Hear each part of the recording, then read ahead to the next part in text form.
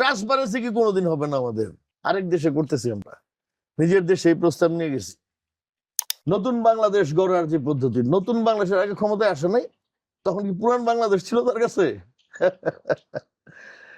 আমাদের পাবলিকের কথা কেউ শুনে না, বুঝছেন? পাবলিকের কথা কেউ চিন্তাই করে না। সিকিউরড ওয়ান ওয়ে, কেউ কোনো ফাইল বাইরে পাঠাতে পারবে না, কোনো ইনফরমেশন যাবে না। ন্যাশনাল সিকিউরিটির এর চেয়ে বড় আর কিচ্ছু নাই। আমাদের সবকিছুতে রয়ের লোকজন ঢুকে আছে। আমরা কেন এটা করতেছি না? কেন এটা করা হইলো না? ইন্টারনেট আছে শুধু বাংলাদেশ আর্মিতে। বিরোধী দলের দায়িত্বটা কি জানে? আগে যাই না আসুক, তারপরে ইলেকশনে দাঁড়ায়। এগুলি নমিনেশন দেওয়ার আগে এদের একটা এক্সাম হওয়া উচিত। যখন নিতে আসতো কেরিন খেলাপি, কেরিন খেলা, এগুলি দেখারই দরকার নেই, অটোমেটিক ডাটাবেসে চলে আসবে। এরা জন্মগত ভাবে কৃতদাস অথবা এর পরে কৃতদাস হয়েছে। মানে একটা অদ্ভুত দেশের হবুচন্দ্র রাজার গবুচন্দ্র দেশ আমাদের। এখন কোন পথে আগাচ্ছে বলে মনে হচ্ছে এই দেশ? এই দেশ আরেকটা বিপ্লবের পথে আগাইতেছে। বিপ্লবটা অসমাপ্ত ছিল আগের বার। সেই ইলেকশন যদি আরেক স্বৈরাচারের জন্ম দেয়, লাভ আছে কোনো? আফসোস যে এক বিপ্লবে আমাদের পোলাপানের রক্ত দিয়ে কাম হয় নাই, আবার রক্ত দিতে হবে আমাদের। পাবলিক যখন জায়গা যায়, বুঝছেন, মানুষের যখন দেয়ালে পিঠ থেকে যায়, তখন মানুষ ঘুরে দাঁড়ায়। সে তখন তারে গুলি করে আপনি মেরে ফেলতে পারেন, you can murder him, but you cannot stop হিম।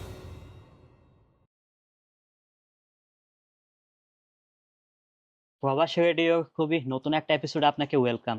আমি সাইফ, আফ্রিকার মানচিত্রে আমার বিচরণ। ওনাকে নিয়ে লাস্ট একটা এপিসোড আপনারা দেখেছিলেন, যে এপিসোডটাতে উনি বাংলাদেশের বর্তমান যে পরিস্থিতি এবং আগামী যে নির্বাচন পরিস্থিতি, এই বিষয়গুলো নিয়ে পুরো দেশ এবং জাতির জন্য বড় রকমের একটা কন্ট্রিবিউশন নিয়ে উনি ওনার কিছু প্ল্যান এবং প্রজেক্ট সাবমিট করেছিলেন গণপ্রজাতন্ত্রী বাংলাদেশ সরকারের প্রধান উপদেষ্টার নিকট। সবচেয়ে বড় ব্যাপার হলো আপনাদের যে সাড়া জাগানো সে রেসপন্স, সেখান থেকে বাংলাদেশ সরকারের কর্তৃপক্ষ ওনাকে আমন্ত্রণ জানান এবং আরো কিছু বিষয়বস্তু হন। আফ্রিকার মালাউইতে প্রায় দীর্ঘ 27 বছর ধরে সুনামের সাথে এগিয়ে যাওয়া বেঙ্গল টেলিকনস্ট্রাকশন এবং বেঙ্গল নেট লিমিটেড এর আওনার জনাব জাফর আব্দুল্লাহ দীপু, ওনার সাথে আমি এখন আছি।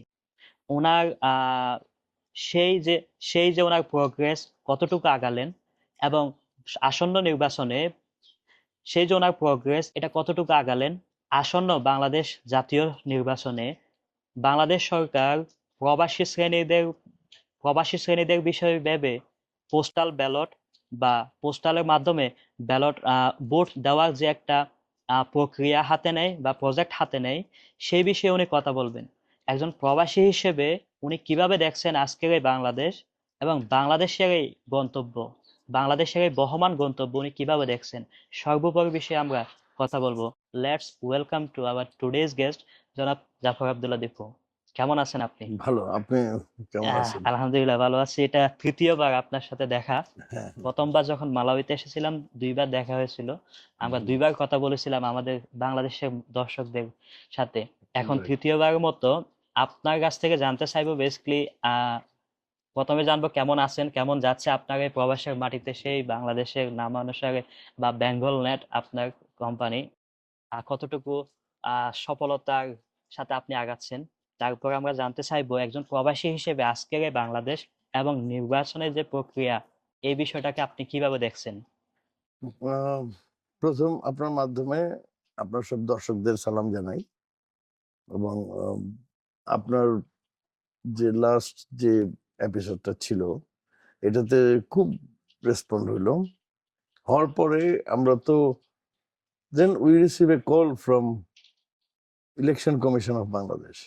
হুম, উই ট্রাভেলড, আমরা এখান থেকে গিয়ে আমরা একটা প্রেজেন্টেশন দিলাম প্রথম 26 February last year, sorry this ইয়ার।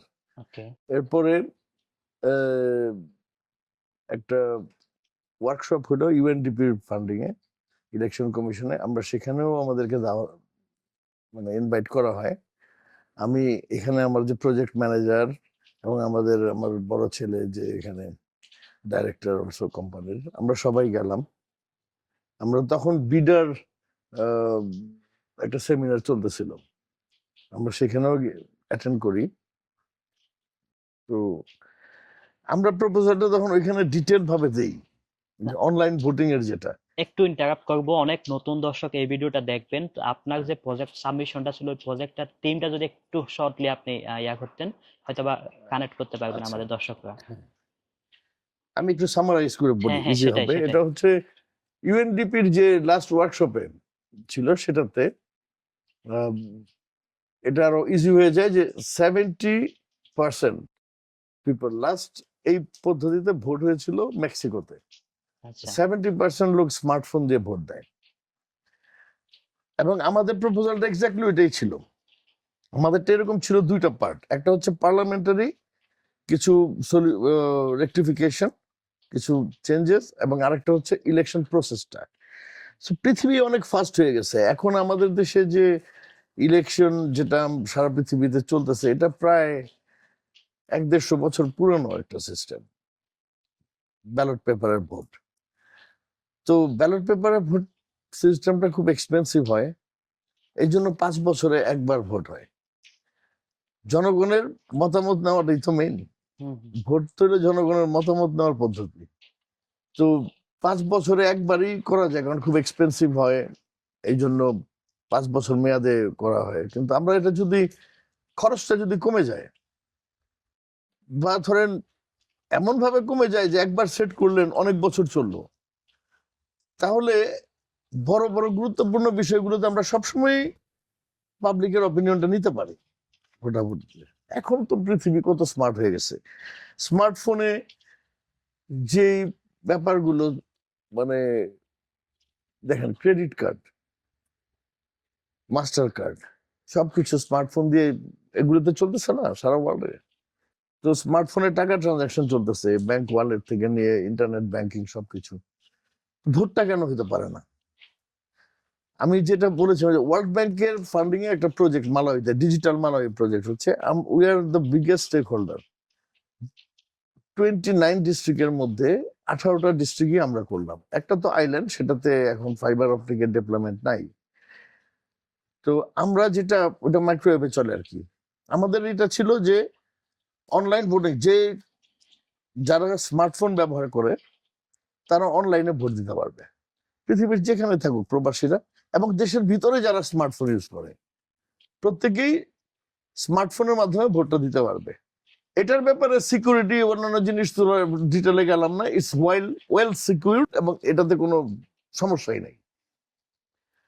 আর ধরেন যারা এখনো স্মার্টফোন ইউজ করে না, তাদের জন্য প্রত্যেকটা উপজেলা লেভেলে বা ইউনিয়ন লেভেলে সরকারি যে কোনো অফিস, পুলিশ স্টেশন বা সেসব জায়গায়, নিরাপদ জায়গায় আমরা একটা বুথ করলাম, এটিএম মেশিন টাইপের বুথ। হুম। তারা অনলাইন ওখানে গিয়ে ভোট দিলে, বাট এটা হতে হবে ফাইবার অপটিকে অনলাইন, যেখানে ব্যালট পেপার গুনতে গিয়ে ঝামেলা হচ্ছে, এসব এসব এগুলো কিছু হবে না।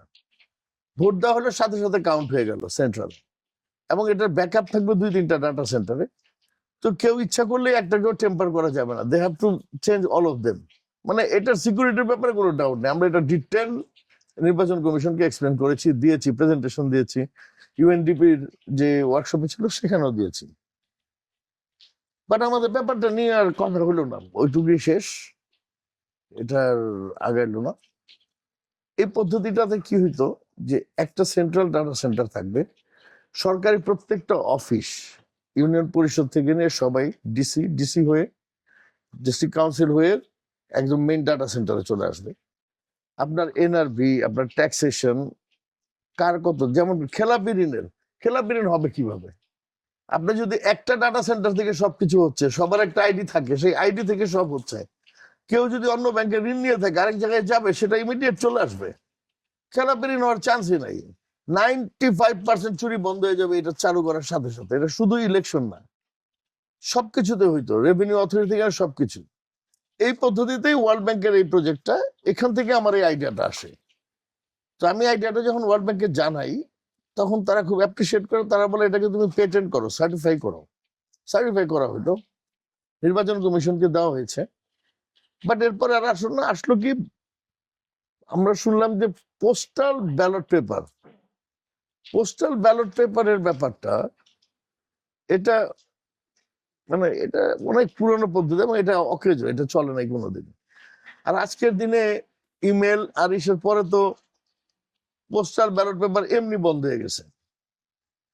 আর পোস্টাল ব্যালট পেপার সিস্টেম আপনি দেখছেন কতগুলি দেশ তো নাই, অনেক দেশ তো লিস্টেই নাই, মালাউই তো নাই, আমরা যেখানে বসে আছি।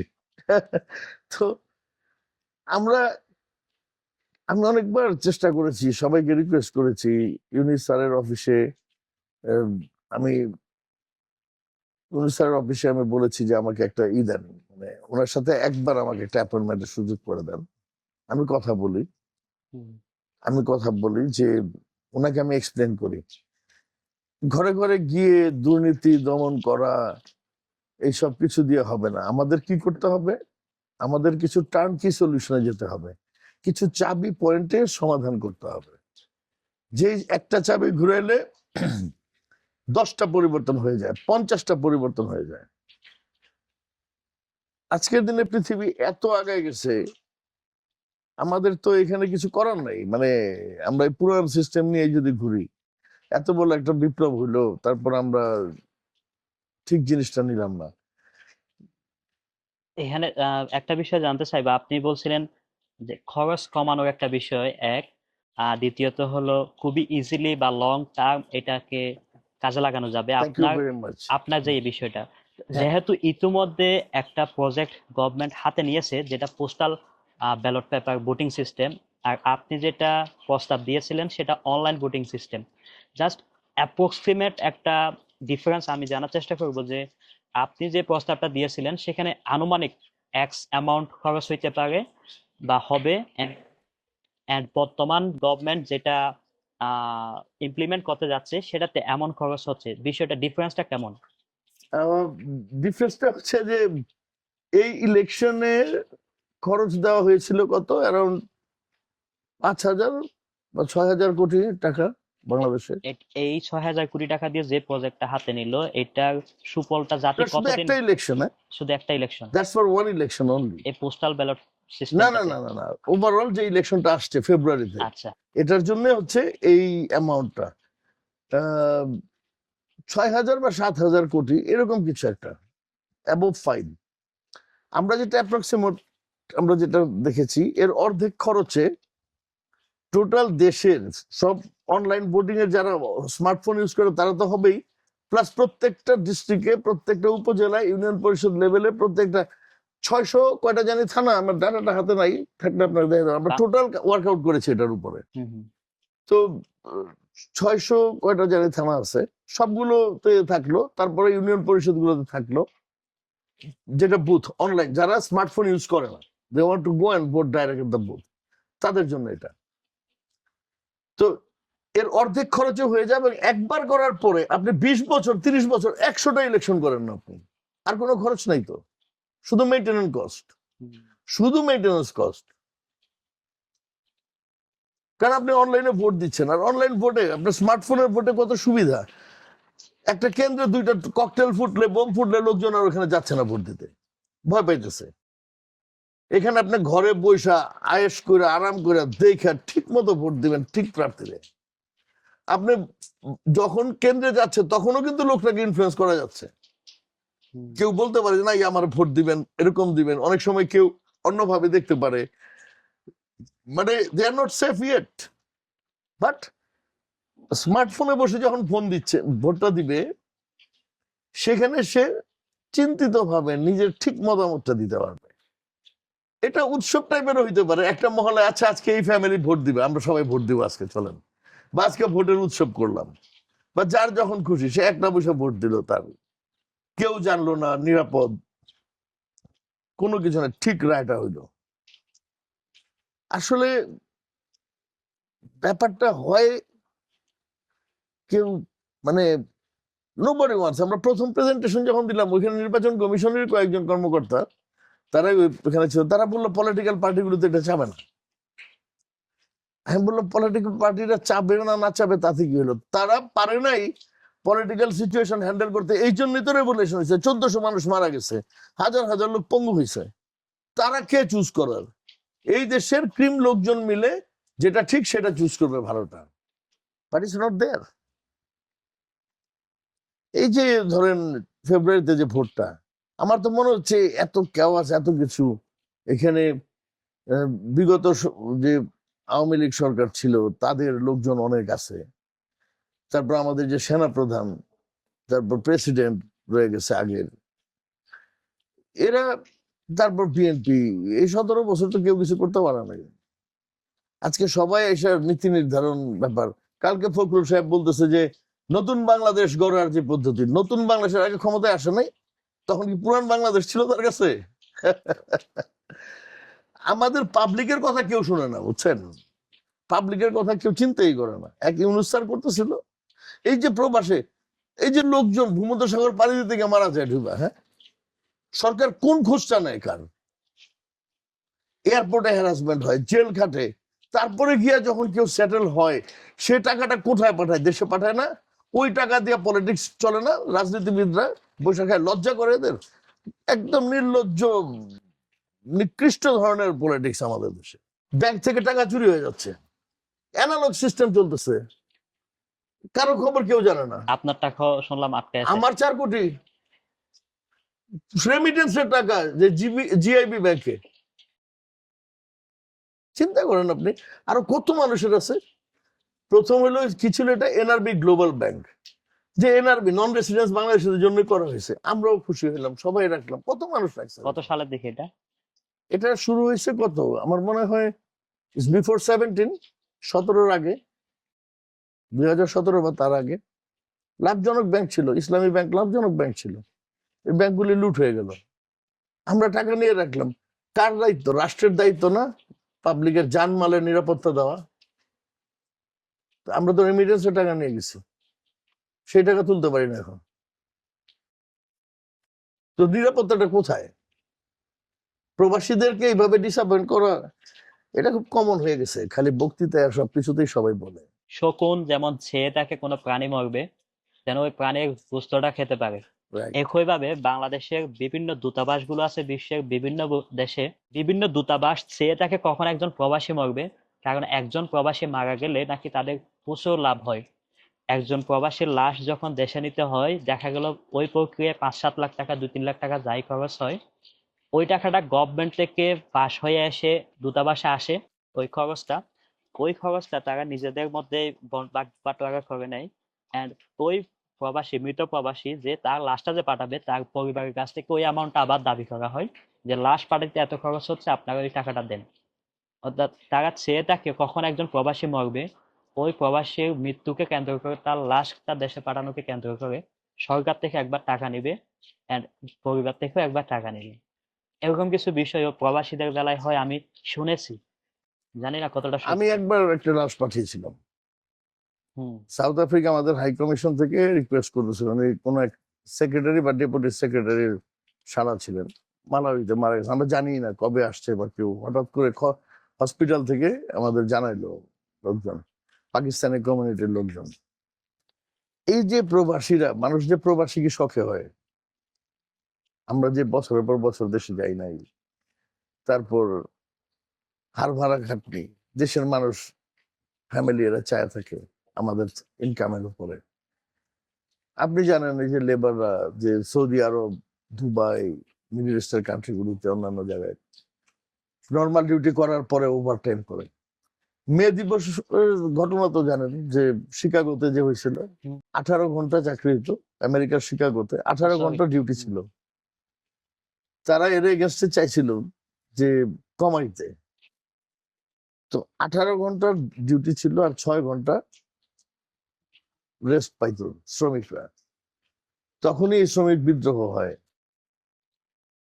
এই যে অবস্থা, আমাদের প্রবাসীরা অনেক লোকজন দেখবেন আপনি সারাদিন কাজ করে নর্মাল ডিউটি শেষ করে আবার ওভারটাইম করতেছে 2 পয়সা বেশি কামাইতে, দেশে পাঠানোর জন্য। আরে যদি মানে আমাদের পলিটিশিয়ান বা কারো উপরে মাথায় টুপি দিয়ে জুম্মার নামাজ পড়ে যায়, সব ফ্রড। এই যে ঘামের পয়সা, এই যে প্রবাসীদের পয়সা, এই প্রবাসীদের পয়সার মধ্যে তো প্রবাসীদের ঘামের গন্ধ আছে। এই যে লুট করে খাইতেছে, কবরে নিয়ে যাবে কিছু? এই পলিটিশিয়ানরা কিছু নিয়ে যাবে কবরে? নিয়ে যাবে সবার বদদোয়া। খরচের ব্যাপারটা একবার সেট করতেছেন আপনি অর্ধেক টাকা, এক ইলেকশনে যেটা খরচ এর অর্ধেক টাকা, এরপরে আপনি সব ইলেকশন করেন, ইউনিয়ন পরিষদ নির্বাচন, সিটি কর্পোরেশন নির্বাচন, পার্লামেন্টারি ইলেকশন, 20 বছর 25 বছর আপনি যতবার, এটা রেগুলার মেইনটেন্স কস্ট থাকবে, আর কিচ্ছু নাই। উপজেলা সরকারি অফিসগুলো আছে না উপজেলা ইউনিয়ন পরিষদ লেভেলে, ওইখানেই থাকবে পোলিং বুথ, ফাইবার অপটিকে কানেক্ট সব, ওখানে তো ইন্টারনেট আছে না। আমাদের দেশের আরেকটা খরচের ব্যাপার বলি, কোন সরকারি যত অফিসে ইন্টারনেটের খরচটা আছে এটা লাগবে না, এটা বন্ধ হয়ে যাবে। সব সরকারি অফিসের ইন্টারনেট কস্ট ইমিডিয়েট নাই হয়ে যাবে, জিরো। কারণ they are all connected in main data center, main data সেন্টারে কানেক্টেড। ব্যান্ডউইথ থাকবে শুধু মেইন ডাটা সেন্টারে, সেন্ট্রালে। হ্যাঁ, দেশের ভিতরে যে এক অফিস থেকে আরেক অফিসে যোগাযোগ, ওখানে ইন্টারনেটের প্রয়োজন লাগবে না, কারণ সবাই কানেক্টেড সবার সাথে। আর যখন কারো বাইরে যেতে হবে গুগলে বা কোথাও, সে যাবে, সে তো সেন্টারের কানেক্টেড না, সেন্টারের ব্যান্ডউইথ ইউজ করে যাবে। এবং যদি কোনো মেইল আসে তার কাছে, সেন্টার হয়ে ডাটা সেন্টার হয়ে তার কাছে আসবে, সিকিউরড ওয়ান ওয়ে। এটা কি কেউ কোনো ফাইল বাইরে পাঠাতে পারবে না, কোনো ইনফরমেশন যাবে না। ন্যাশনাল সিকিউরিটির এর চেয়ে বড় আর কিচ্ছু নাই। আমাদের সবকিছুতে রয়ের লোকজন ঢুকে আছে। আমরা কেন এটা করতেছি না? কেন এটা করা হইলো না? এটা কি ইন্টারনেট না ইন্টারনেট? ইন্ট্রানেট, হ্যাঁ, লাস্ট টাইম আমরা বলছিলাম ইন্ট্রানেট। এই পদ্ধতিটাতে কি হচ্ছে, সিকিউরিটি হয়ে যাচ্ছে। ইন্ট্রানেট আছে শুধু বাংলাদেশ আর্মিতে, আমার জানা মতে, আর কেউ করে না এটা। চায়নাতে যে সিস্টেম আছে ওটার সাথে ডিফারেন্স কি? পৃথিবীর বিভিন্ন দেশে, মালাউইতে তাই করতেছি তো আমরা, ডিজিটাল মালাউইতে তাই করতেছি, সব অফিস সেন্ট্রালাইজ হয়ে গেছে না। Without national ID you can't do anything. So if somebody is taking loan from any bank or paying any bill, তোমার ডাটা সেন্টার ওখান থেকে চলে যাচ্ছে এবং ওখানে তোমার পুরো ডাটা চলে আসছে, তুমি কোন ব্যাংকে তোমার কি হিসাব কিতাব, তুমি রেভিনিউ অথরিটিতে কত খরচ করো, কত ট্যাক্স দিছো। তাহলে কি তোমার চুরি করার কোনো জায়গায় নেই। আপনি বলছেন না যে সৌদি আরবে একজন ওভার স্পেন্ড করলো, তারপরে এয়ারপোর্টে যাওয়ার পরে বলছে তুমি পোস্টপেড নাম্বারে এত স্পেন্ড করছো, এই টাকা দিতে হবে, আপনি মনে আছে? আপনি বলছিলেন হ্যাঁ হ্যাঁ এরকমই। No one can escape from anything. এই জন্যই চায় না তো, চোররা চুরি করতে চায়। আমাদের এই টাকার হিসাব না দিলে কি, মানে এই যে ব্যাংকগুলিতে লুট হয়ে গেল টাকা, কি করলো আমাদের অপোজিশন পলিটিশিয়ানরা, কি করলো? আজকে যদি বিএনপি বলে আমরা তো ক্ষমতায় ছিলাম না, বিরোধী দলের দায়িত্বটা কি জানে? আগে যাই না আসুক, তারপরে ইলেকশনে দাঁড়ায়।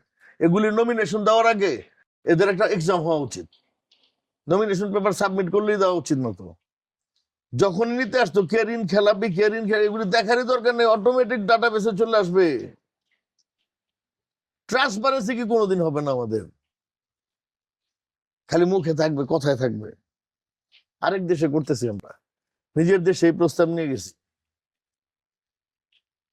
আরেকটা মজার ব্যাপার বলি, আমাদের দেশের অবস্থা না, ওই যে আশিক চৌধুরী আসছে না, বিডার চেয়ারম্যান। ভিডার চেয়ারম্যান ভদ্রলোক, আপনার এটা যদি দেখে কেউ তাহলে যেন জানায় এটা। আমরা এই দেশ থেকে গেলাম, এই দেশে যখন আমি এই দেশ থেকে প্রথম বেঙ্গল টেলিকনস্ট্রাকশন, তখন আমার বাংলাদেশি পাসপোর্ট, এখানে পার্মানেন্ট রেসিডেন্ট। তখন বলা হইলো যে এটা তো বিদেশি কোম্পানি হইলো, আপনি তো বাঙালি পাসপোর্ট, আপনাকে ফরেন কারেন্সি অ্যাকাউন্ট দেওয়া যাবে না, শুধু ফরেনারদের জন্য, বিদেশি পাসপোর্ট হোল্ডারদের জন্যই এটা। এরপরে আমাকে এই দেশের স্বরাষ্ট্রমন্ত্রী ছিল যে দুই টার্মের আগে, সে আমাদের প্রজেক্ট দেখে ক্লোজ ফ্রেন্ড, আমাকে এসে বললো যে না, তোমাকে নিতেই হবে মালাউইর পাসপোর্ট। মালাউইর পাসপোর্ট না নেওয়াতে আমার কিছু সুবিধা ছিল, ধরেন আমি ইনকাম ট্যাক্সের কিছু সুবিধা পেতাম। এখন নাগরিক হইলে আমার সেই ট্যাক্স পুরো দিতে হয়, তো আমাকে মালাউইর পাসপোর্ট দেবে। এখন বাংলাদেশে আমি এই কোম্পানি নিয়ে যেতে যাচ্ছি, আমারই হচ্ছে যে আমি ফরেন কারেন্সিতে টাকাটা থাকুক আমার। বাইরে আমি যে প্রজেক্ট করে যাই করি, দেশে একটা আমার কোম্পানি থাকবে, আমরা সাপ্লাই, আমি এখনো যাই, সাপ্লাই টাপ্লাই দেশ থেকে নেই, লোকজন দেশ থেকে রিক্রুট করি। তো ইসের আর্মির একটা ব্যাংক আছে না, ট্রাস্ট ব্যাংক, ওইখানে যে সিনিয়র একজন কর্মকর্তা, এক মহিলা, উনি বললো যে আপনার আবার আলাদা রেজিস্ট্রেশনের দরকারটা কি, আপনার কোম্পানি তো আছেই আপনার আগে থেকেই এখানে, আপনি এখন গিয়ে সেই জায়গায় আপনার যে পাসপোর্ট আছে বিটা থেকে এটা দিলেই আপনারটা এখন ফরেন কোম্পানি হিসেবে রেজিস্ট্রেশন হয়ে যাবে। গেলাম, তারা বললো হ্যাঁ এটা করা যায়। ওখানে যে ডেপুটি ডাইরেক্টর টাইপের কেউ ছিল, সে বলতেছে যে আমাকে একটু দেখতে হবে। সে আরেকজনকে ফোন করলো, আরেকজনকে ফোন করে, তারপরে 2-3 জন আসলো। হ্যাঁ সবকিছুই ঠিক আছে, কিন্তু কোনো একটা কারণে এখন হবে না, বা 2-4 মাস সময় লাগবে। হয়ই নাই এখন পর্যন্ত। কত সালে দিয়েছিলেন এটা? এটা এই বছর রানিং ইয়ার। বিডারতে আমরা যখন গেলাম না, বিডার যে ছিল, যে প্রেজেন্টেশন দিলাম যখন সেকেন্ড টাইম ওয়ার্কশপে, তখন আশিক চৌধুরী ডাকলো ইনভেস্টমেন্ট একটা ডাকলো না শেরাটনে, হোটেল ইন্টারকন্টিনেন্টালে। তো আমরা গেলাম ওখানে, ইন্টারকন্টিনেন্টাল ছিলাম আমরা, এখান থেকে বুক করেছি, গেছি। তো এই হইলো অবস্থা। আমাদের দেশের মধ্যে কৃতদাসদের সংখ্যা অনেক বেশি। যে পলিটিশিয়ান কর্মকর্তা কর্মচারীরা আছে, এরা জন্মগত ভাবে কৃতদাস অথবা এর পরে কৃতদাস হয়েছে। সাদা চামড়া দেখলেই খুব তেল দিতে পারে। আমাদের আন্ডারে সাদা চামড়ার কাজ করে, এটা মানে এটা কি বলবেন আপনি? আমরা গেলাম, আমাদেরটা এটা হবে না, এই হবে, হয় নাই এখনো। আশিক চৌধুরী ভাইদের সাথে দেখা করা তো শুনে সহজ কথা না, আপনাকে আরেক ডিফারেন্ট পলিটিক্যাল ঝামেলার মধ্যে দিয়ে যেতে হবে। এত ঝামেলার দরকার নাই। এত ঝামেলার কারণে তো দেশে চাকরি পাই নাই, দেশ ছেড়ে আসছি। আজকে তেল দিতে যাবো কোন কারণে? কেমন ঝামেলা? এই যে হয় না, দেখা করতে কেন চেয়েছেন? আপনি বিদেশে আছেন, আপনি টাকা আনবেন কেন এখানে? আপনার দরকারটা কি? ভালো আছেন না এখানে? এটা জিজ্ঞেস করছি। এই কর্মকর্তারা বলে। দুঃখের কথা কি বলবো জানেন, একটা সাপ্লাই আমি ম্যানেজ করছি, যে এই বেঙ্গল টেলি দিবে মালাউইকে প্রজেক্টে $1.5 মিলিয়ন অ্যাপ্রুভ হয়েছিল এখানে। বিডা থেকে দেয় নাই, এই টাকাটা মিস হয়েছে, টাকাটা যায় নাই বাংলাদেশে। $15 লক্ষ একটা কনসাইনমেন্ট, 1 বছর ধরে মেইনটেনেন্স দিবে, সাপ্লাই দিবে, লজিস্টিক দিবে, সব দিবে। এই কন্ট্রাক্ট হয় নাই, ওইটাও আমার কোম্পানি, আমাদের এই বাংলাদেশের। মানে মানে কেন আপনি ঝামেলা কেন করতেছেন খালি খালি? বাইরে আছেন, টাকা বাইরে রাখেন, মানুষ দেশে টাকা নিয়ে যায় পার করে, মানে চোরেরা নিয়ে যায়, এটাই জানে। আপনি বাইরেতে টাকা আনবেন, আপনার সমস্যাটা কি? মানে একটা অদ্ভুত দেশের হবুচন্দ্র রাজার গবুচন্দ্র দেশ আমাদের, বুঝছেন? এখন কোন পথে আগাচ্ছে বলে মনে হচ্ছে এই দেশ? এই দেশ আরেকটা বিপ্লবের পথে আগাইতেছে। বিপ্লবটা অসমাপ্ত ছিল আগের বার। আরেকটা বিপ্লব আবার, যেগুলি মারছে না, এই যে বিএনপি টিএনপি, এটা ফাইনাল ডিস্ট্রাকশনের জন্য। আওয়ামী লীগের তো হাসিনা পলাইতে পারছে, এটি পলাইতে পারবো না তো। পাবলিকের মায়ের খেয়ে মরবে এগুলি, বদমাইশের দল সব। যত খারাপ পলিটিশিয়ান আছে ক্লিয়ার হয় নাই। সবাই বলে মব জাস্টিস, আরে মব মানে কি? বিপ্লব মানেই তো মব। যখন রাষ্ট্রের কনস্টিটিউশন চলে না, সরকার স্বৈরাচারী হয়ে যায়, তখন লোকজন লাঠি নিয়ে রাস্তায় নেমে আসে, গুলির সামনে ডরায় নাম। এটা মব না? বিপ্লব মানেই তো মব। কি বুঝায় মানুষের? আপনি বাইরে আসবেন, দেশের বাইরে আসবেন, কাজ করে দেখতো। এই যে তারেক জিয়া, তারা তো দেশের বাইরে গিয়ে লন্ডনে আরামসে থাকছে, জীবনে কাম কাজ কিছু করে নাই। তার বাবা জমিদারে রেখে যায় নাই, সরি টু সে দ্যাট। পলিটিশিয়ানরা কয়জনের ব্যবসা বাণিজ্য আছে আপনি দেখেন? চাকরি, ব্যবসা বাণিজ্য খাই করতে গেলা, চলে কেমনে? চাঁদাবাজির টাকা দিয়ে চলে সব। চাঁদার অনেক রকম আছে, অনেক ধরন আছে, অনেক রং আছে। আমাদের টাকার উপরে চাঁদাবাজি, তারপরে লুট তো আছেই। সবচেয়ে খারাপ হলো যে গরিব মানুষ যে রাস্তায় যে ভ্যান গাড়িতে তরকারি বেছে, ওর কাছ থেকে চাঁদা নেয়। বুঝছেন তো? আপনি বলেন এদের ব্যবসা বাণিজ্য কার কয়জনের আছে? উৎসটা কি আয়ের? সম্পদ যে আছে এটা কই থেকে কামাইছে? দেখ রেভিনিউ অথরিটিতে। পাবলিকের জন্য, জনতার জন্য আমার দেওয়া পদ্ধতি যেটা, এটা যার দিয়েই হোক, যেমনি হোক, এটা স্টাবলিশ করতে হবে। সব চোর সোজা হয়ে যাবে, চুরির জায়গায় থাকবে না। হিসাব দিতে হবে সবার। পাবলিকের টাকা নিবে, কামাই করবে, এটা হিসাব দিবে না। আরেকটা বিপ্লব, মানে ফাইনাল বিপ্লবের দিকে যাচ্ছে, আগের বিপ্লবটা পুরো হয় নাই। নির্বাচন কি সুষ্ঠু হবে মনে হয়? নির্বাচন সুস্থ হওয়ার কেমন হইলো? মানে সুস্থ নির্বাচন বলতে কি বুঝেন এটাকে বুঝতে বলতে হবে তো। পাবলিক তার মতামত যথাযথভাবে উপস্থাপন করতে পারবে and ওই মতামত বা ওই রায়ের ভিত্তিতে আচ্ছা, সরকার গঠন হবে। আমাদের প্রস্তাবে এই এই এখানে একটা সলিউশন আছে আমাদের প্রস্তাবের ছিল। এটা হচ্ছে যে আহ, যখনই আমাদের মানে যে কোনো বড় বড় প্রস্তাব, ধরেন বাজেটে এই প্রস্তাব বা এটা এটা ইম্পর্টেন্ট জিনিসগুলো ভোটে গেল, আমাদের তার খরচ লাগতেছে না, একবার স্টাবলিশ করেছে ইলেকশনে অনলাইনে ভোটে যাবে, আপনি তো স্মার্টফোনে ভোট দিচ্ছেন, তো সেখানে সব প্রস্তাবের সাথেই ধরেন সরকার দলীয় প্রস্তাব এ, বিরোধী দলের প্রস্তাব বি, তৃতীয় পক্ষ বা অন্যান্য পার্টি থ্রি, সুশীল সমাজ পাবলিক যে কেউ প্রস্তাব ডি, ই হইল না ভোট, নামাজ কোনোটাই না, গেল পাবলিক ভোট দিল অনলাইনে, যেটা জিতবে সেটা হবে। তাইলে এমপিরা, কোন এমপি যদি ভালো পারফর্ম না করে তার বিরুদ্ধে অনাস্থা আনা যাবে, অনলাইন ভোটিং হবে, পাবলিক ভোট দিবে স্ট্রেট। ওই বেটা যদি ফেল করে বাদ, সোজা হয়ে যাইতে হবে, ঠিক কাজ করতে হবে, নাহলে পাবলিক ভোট দিয়ে বাতিল করে দিতে পারে। তাইলে না ঠিক মতো গণতন্ত্র হবে। একবার হইলে তো 5 বছরের জন্য জিতে গেল না। ভোটের সময় আপনার বাড়ি বাড়ি হাঁটবে, আর 5 বছর আপনার সারা বছর হাইটাও তারা পাইবেন না, তাদের বাড়ি বাড়ি হাঁটবে। হাইটাও পাইবেন না, এটাই বাংলাদেশের খুবই তাই না? তাহলে হইলো কোনো ঐতিহ্যবাহী ডেমোক্রেসি একটা এটা? চিত্র।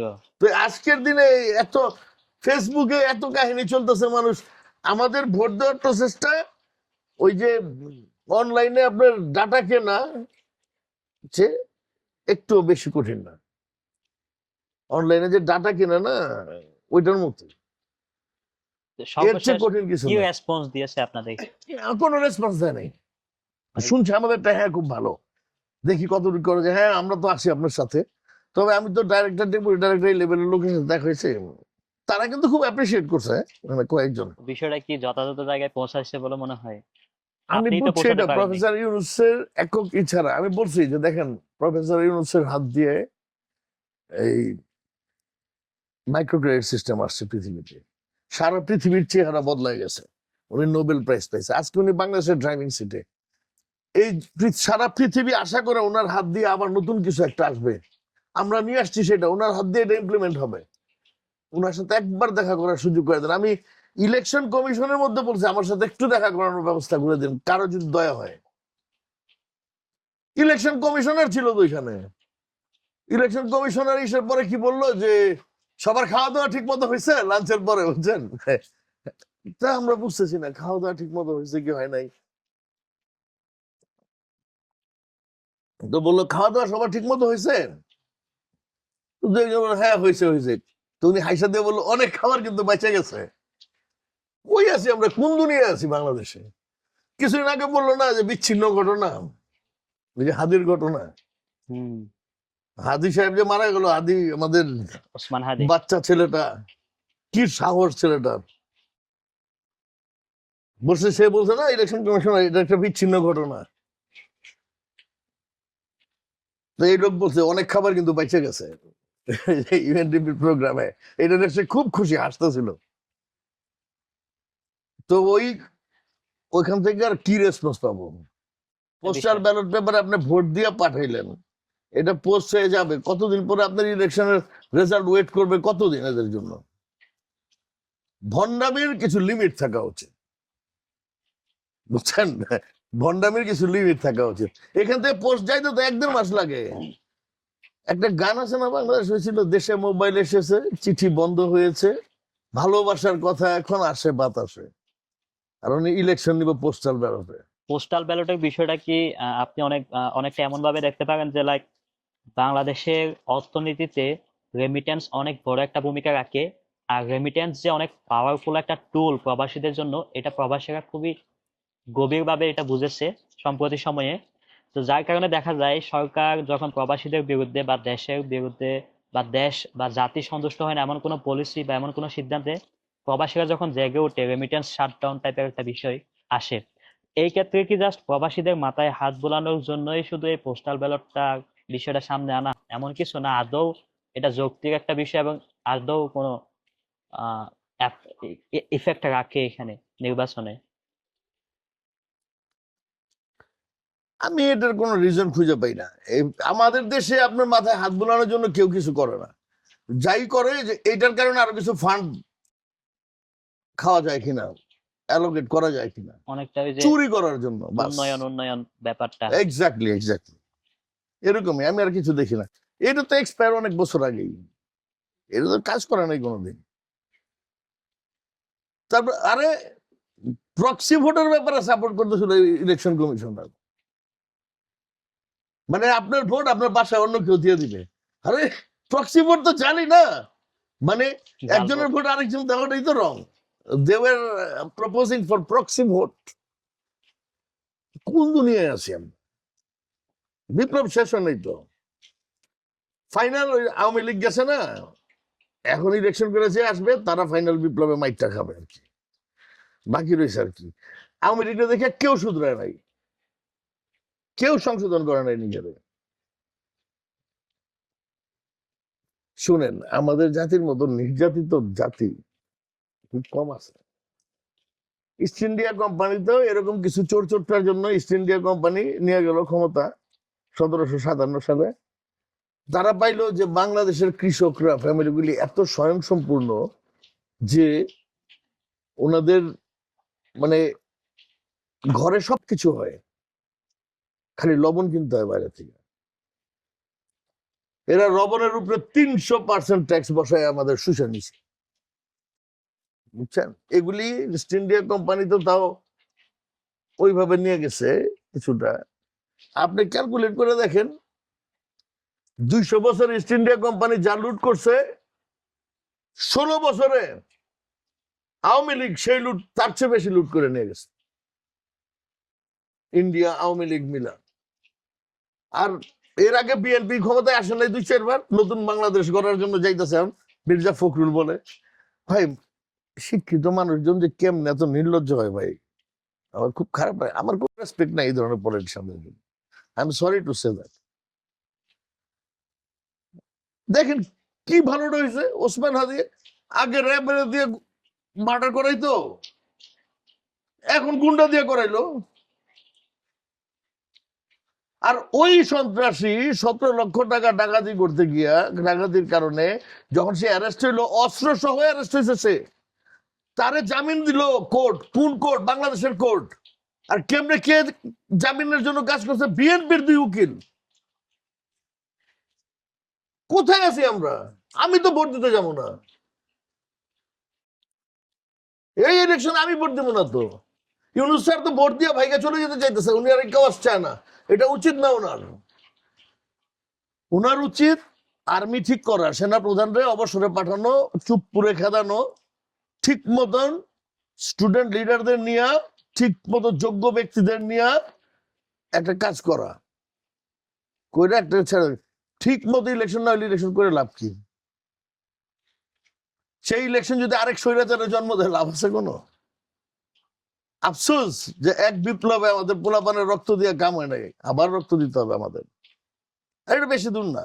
আজকের যে বাংলাদেশের সিস্টেম, এই সিস্টেমে আমরা যেটা দেখে আসি যে একটা দেশের একটা নির্দিষ্ট নির্বাচনী আসনের ভোটাররা তাদের রায় পৌঁছানোর মাধ্যমে একজনকে সংসদে পাঠায়। তো আমরা এজ এ ভোটার বা একজন দেশের নাগরিক হিসেবে আমরা বিশ্বাস করি যে এই প্রার্থী আমাদের জন্য কাজ করবে and আমাদের জন্য মঙ্গল বয়ে আনবে, এরকম একটা বিষয়। তো এরকম সব প্রার্থীরাই নির্বাচিত হয়ে সংসদে যায়। তো সংসদে যাওয়ার এই পথে দেখা যায় অনেকেই এই রাস্তাটাকে ম্যানিপুলেট করে এনিহাউ যে যোগ্যতা রাখে না সেও সংসদে গিয়ে বসে। এরকম সাংসদদের দিয়ে একটা পলিসি মেক হয়, যে পলিসিটা এন্ড অফ দ্য ডে আমার জন্য এবং আমাদের জন্য। তো দেখা গেল এখানে তারা তাদের সুবিধা মতো অনেক পলিসি মেক করে, যেটা কিন্তু আদৌ আমার জন্য না, সেটা তার ব্যক্তিগত স্বার্থে বা তার রাজনৈতিক দলের স্বার্থে। তো এই জায়গাটাতে থেকে কি বের হওয়া যায় যে আমি তাকে ডিসাইড করে দিয়েছি যে এই উদ্দেশ্যে সে ওই কাজটা করতেছে না, সে ওই পথে হাঁটছে না, সে তার ব্যক্তিগত স্বার্থ যে পথে আছে সেই পথে হাঁটছে। এইখান থেকে কি ওকে ট্রেস করার মতো কোনো বিষয় কি এখানে আছে ঘটাতে পারে? এই যে অনলাইন ভোটিং, আপনি যখন ভোট 5 বছর না যে কোনো সময় আপনি ভোট করতে পারবেন, তখনই আপনি ওই এমপি কাজ করতেছে না, যে কোনো মানুষজন একটা অনাস্থা আনতে পারে, তখন সেটা ভোট হইলো। ভোটে কি হবে, ওই এমপির এগেন্সটে যদি ভোট যায়, সে ফেল করে, সে ভাবে যে ওই আসন খালি হয়ে যাবে, নতুন আবার কেউ ইলেকশন হবে। ইলেকশনে তো আপনার খরচ লাগতেছে না, তাই না? আর আমাদের দেশে যে আরেকটা ছিল, আওয়ামী লীগেরা বানাইছে দলের বিরুদ্ধে ভোট দেওয়া যাবে না। এমপিরা দলের বিরুদ্ধে ভোট দিতে পারতেছে না। দলের যে প্রধান, সে নির্ধারণ করতেছে ইয়েস অর নো, এটা একই রকম হবে। তাহলে ওই এমপির সংসদে পাঠায় লাভ কি হলো? এমপি তো জনগণের মতামতটা নিয়ে যাবে, তার কনস্টিটিউশনের, তার এরিয়ার লোকজনের, না? সে তো দলের বিরুদ্ধে ভোট দিতে পারবে না। তাহলে তারা পাঠায় লাভ হলো কি? কোনো না কোনো ভাবে সে দল কেন্দ্রিক। সে তো দলের বিরুদ্ধে ভোট, তো কনস্টিটিউশনে পাস করছে, এগুলি কি সংশোধন হয়েছে কিনা আমি জানি না। তো তাহলে একনায়কতন্ত্রের চেয়েও খারাপ হলো। উল্টা এই এমপিরা পাবলিকের পয়সা খরচ করে এমপি হোস্টেলে থাকে, আবার ডিউটি ফ্রি গাড়ি পায়, আর এমপিরা অ্যাডমিনিস্ট্রেশনে নাক গলায়। এই জন্য অ্যাডমিনিস্ট্রেশন করাপ্টেড হয়ে যায়। পুলিশ ফোর্স, গত বিপ্লবে পুলিশ যেইভাবে মানুষ মারছে, পুলিশ, র্যাব, বিজিবি ইউজ করে, এরপরে মাইকটা কি খাইছে পুলিশ? সবচেয়ে বেশি মাইক পুলিশ খাইছে না? একটা জিনিস পুলিশ বাহিনীরা ভুলে যায়, আর্মিরা কি ভুলে গেছে কিনা জানি না, পুলিশ তৈরি হয় কোত্থেকে? জনগণ থেকে না। রিক্রুটমেন্ট হয় কোত্থেকে? পাবলিক থেকে। সেনাবাহিনী তৈরি হয় কোত্থেকে? পাবলিক থেকে। তারপর এরা পলিটিশিয়ানদের কথা শুনতে হয়, আর সেই পলিটিশিয়ানরা যখন করাপ্টেড হয়, তার মানে আপনার পুরো সিস্টেম করাপ্ট হয়ে গেল, তাই না? আর জিয়াউর রহমান, আমাদের যে শহীদ প্রেসিডেন্ট জিয়াউর রহমান, আওয়ামী লীগকে, শেখ হাসিনাকে দেশে আনলেন এবং ডেমোক্রেসি, মানে বহুদলীয় ডেমোক্রেসি স্টার্ট করলেন বাকশালের পরে। হাসিনা আসার 13 দিন না কত, less than 1 month, Ziaur Rahman assassinate হলেন। ইন্ডিয়ার বা বিদেশি শক্তি তো আমাদের দেশে ফোর্স পাঠাইতে হয় না আজকাল আমাদেরকে মারার জন্য, অস্ত্র পাঠাইলেই হয়। অস্ত্র টাকা পাঠাইলে আমাদের লোকজনই তো করে এগুলি। জিয়াউর রহমানকে মারছে বাংলাদেশ আর্মির লোকজন, তাই না? এই যে বিএনপিতে দেখেন আপনি, এই যে রুমিন ফারহানা, তারপর আরো কে যারা আওয়ামী লীগের সময় সোচ্চার ছিল, আওয়ামী লীগের এগেনস্টে তাদের আসন ইসের সময়, এরা নমিনেশন পায় নাই।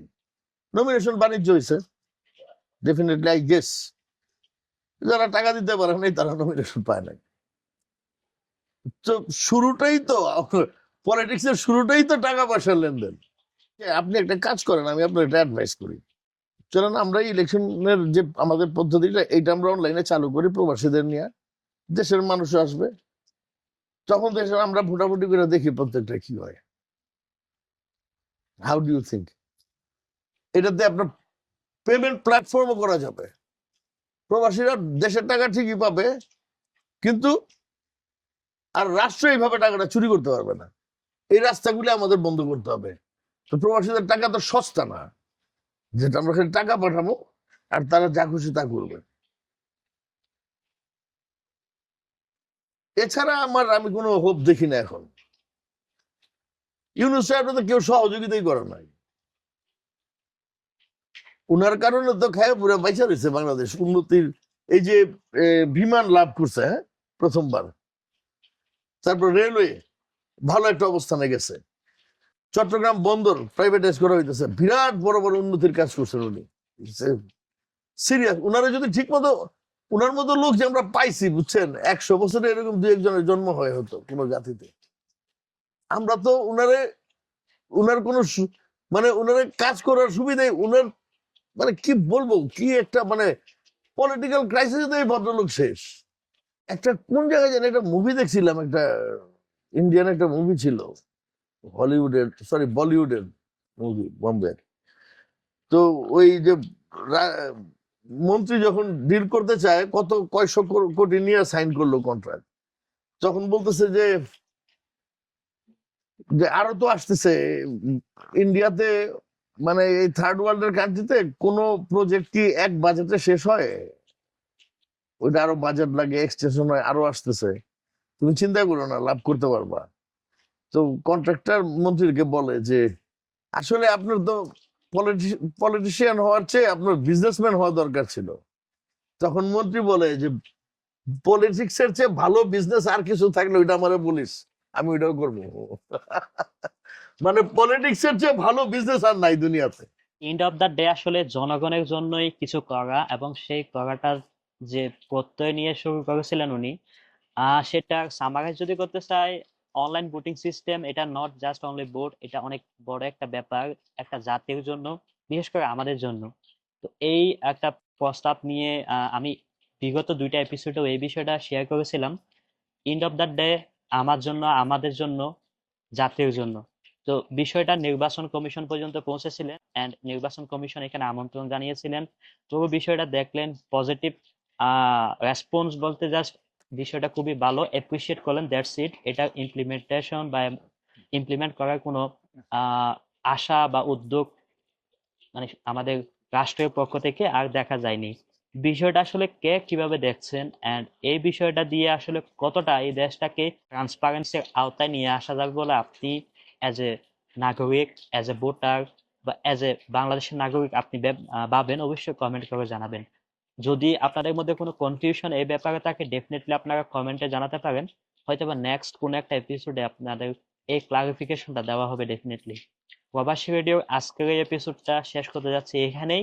নেক্সট এপিসোড আপনাদের প্রশ্নের উত্তর নিয়ে হয়তোবা হবে, অথবা এখন তো হয়তো বা সুযোগ নেই এই বিষয়টা বাস্তবায়ন করা বা এটার তাগিদ দেওয়ার মতো, কিন্তু উনি যেটা চাচ্ছিলেন যে যদি দেশের মানুষ যদি চায় তাহলে এটাকে অ্যাটলিস্ট একটা ট্রায়াল দিয়ে দেওয়া যায় নিজেদের তরফ থেকে বা নিজেদের মতো করে, অ্যান্ড ট্রায়ালের মধ্যে দিয়ে গিয়ে দেশের মানুষের কি রেসপন্স এটাতে আসে সেটা দেখা যায়। আর যে কোনো বিষয় একবার দুইবার, একবার না পারলে দেখো শতবার, এমন একটা বিষয় আছে। একবার যদি ফেল করার চান্সটা খুবই কম। উনি খুবই কনফিডেন্ট এই বিষয়টা নিয়ে। জাস্ট দেশের মানুষের জন্য করতে যাওয়া একটা কাজে দেশের মানুষের সহযোগিতা প্রয়োজন, দ্যাটস ইট। কিন্তু আমাদের যে কর্তারা আছেন, কর্তারা কতটুকু স্যাটিসফাইড এই বিষয়টা নিয়ে সেটা অবশ্যই ম্যাটার করে না, কারণ কর্তাদের জন্য নয়, পুরো উদ্যোগটাই জাতি কেন্দ্রিক, দেশের সর্বশ্রেণীর জনসাধারণ কেন্দ্রিক। সেই থেকে আপনাদের মতামত খুবই প্রয়োজন এই উদ্যোগে। থ্যাংক ইউ, আপনাকে অনেক ধন্যবাদ। তবে এই ব্যাপারটা কিন্তু world bank certified. World bank এই প্রজেক্টটা চালু করছে, আফ্রিকার বিভিন্ন দেশে করতেছে। আমাদের দেশেও ফান্ড দিছিল, সরকার খায় ফেলছে আর কি। আওয়ামী লীগ সরকারের সময় করে নাই ঠিক মতো। ওই ডাটা বেস রয়েছে আপনার ইসের কাছে, যে কি বলে, একটা ইন্ডিয়ান কোম্পানির কাছে, তারেক সিদ্দিকী এরা করছিল। এখন কি অবস্থা আছে জানি না। তো ইলেকশনে এবং সবকিছুতে আমাদের ডাটা বেসে যদি অন্য মানুষের হাতে থাকে, অন্য দেশের, এইখানে কিছুই করার নেই। এটা world bank certified, world bank implement করতেছে না সব জায়গায়। আমরা ফেজ 1 করছি, ফেজ 2 আসতেছে, আমরা ফেব্রুয়ারি থেকে শুরু করতেছি এই দেশে। জনগণ যদি চায় তাহলে ঠিক না বেঠিক এটা রায় দেওয়ার মতো একটা জায়গায় আনা দরকার বিষয়টা। জনগণ তো অসহায়, জনগণ আসলে ওই মাঝে মাঝে যে বিপ্লবটাই নষ্ট করে দেওয়া হয়েছে আধা রাস্তায়। হয়ে যাবে ঠিক, ঠিক হইতে বাধ্য। ওই যে বললাম না, বাকি যে খারাপ পলিটিশিয়ানরা আছে এরা ফাইনালি মরার জন্য তৈরি হইতেছে। আওয়ামী লীগ এগুলি তো পলায় বাঁচছে, এগুলি পলাইতে পারবো না। পাবলিক যখন জায়গা যায়, বুঝছেন, তারা থামানোর কেউ থাকে না। একটা বিড়ালের যখন পিঠ ঠিকা যায় দেওয়ালে, সে তখন ঘুরা দাঁড়ায়, সে কান খামচি মারবে দিয়ে। মানুষের যখন দেয়ালে পিঠ থেকে যায় তখন মানুষ ঘুরা দাঁড়ায়। সে তখন তারে গুলি করে আপনি মেরে ফেলতে পারেন, you can murder him but you cannot stop him. তাই হয়েছে না গত বিপ্লবে? আপনি গুলি করে মেরে ফেলতে পারেন, ওই যে একটা মরে আর গুলি যায় না, আর গুলি যায় না, এই হলো ঘটনা। মানুষের যখন ভয় ভেঙে যায়, মানুষের দেয়ালে পিঠ থেকে যায়, তখন সে যখন ঘুরে দাঁড়ায়, আপনি তারা মার্ডার করতে পারেন, বাট আপনি তারা থামাইতে পারবেন না। এটা আমাদের মূর্খ পলিটিশিয়ানদের মাথায় ঢুকে না। Thank you so much.